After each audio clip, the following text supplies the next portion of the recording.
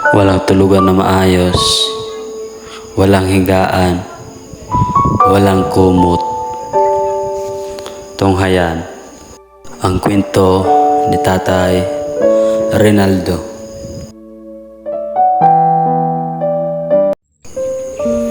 Mula sa bayan ng Kalbiga, Samar, bumayahay ang team para maihatid kay Tatay Rinaldo ang kunting tulong para sa kanya. Ilang oras din ang nilakad, 2 hanggang 3 oras, at dumaan pa nga kami sa putikan, at ito na bumungad sa amin. Sira-sirang daan, tirik ang araw. Pumunta pa rin kami para lang may abot ang tulong kay Tatay Rinaldo.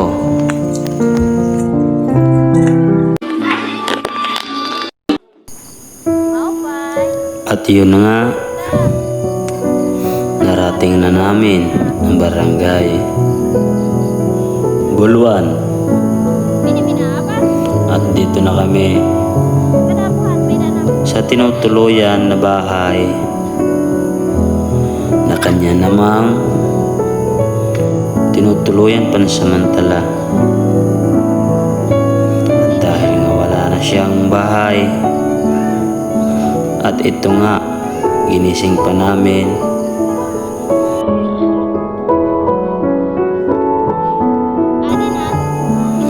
At tinanong namin, dahil para siyang matamlay. At tinanong ulit kung anong ginagawa niya. Sinabi niya, masakit kanyang tiyan.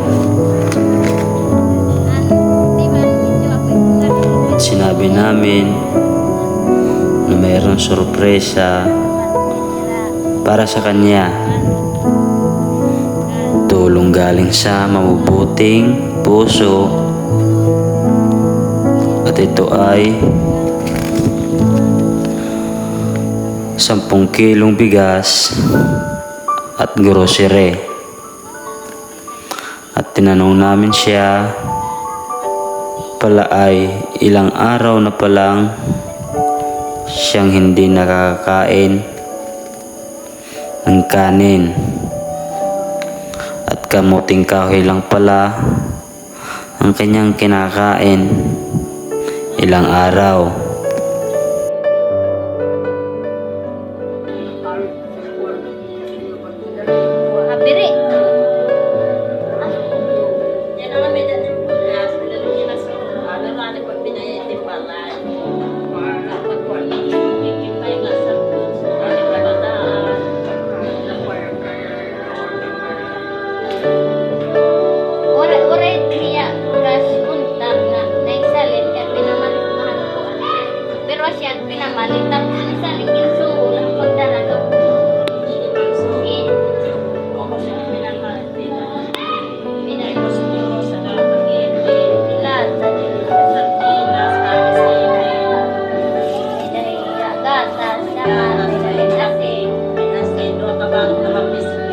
Inuubo pala siya. Ilang araw na rin nakahiga. Ito pala ang kanyang tirahan. Butas-butas. At wala nang tumitira dito na matagal na.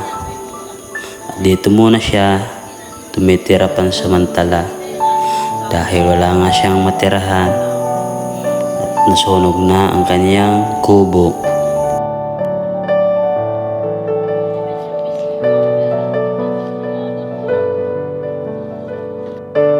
Dito nga siya nagsasaing sa baba sa loob ng bahay.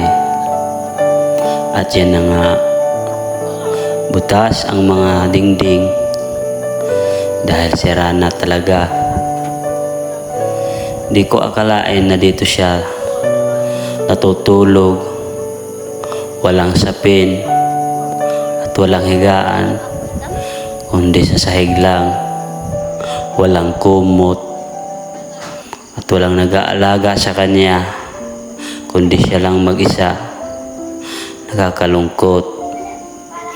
Kailangan natin tulungan si Tatay Rinaldo para may pagpatuloy ang kanyang buhay. Sobrang hirap ngayon at talaga naman nakakadurog ng puso. Pwede sabon na mahamot tidak patlap ba?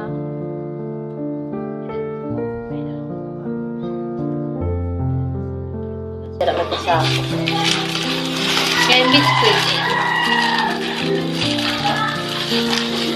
putara na lang.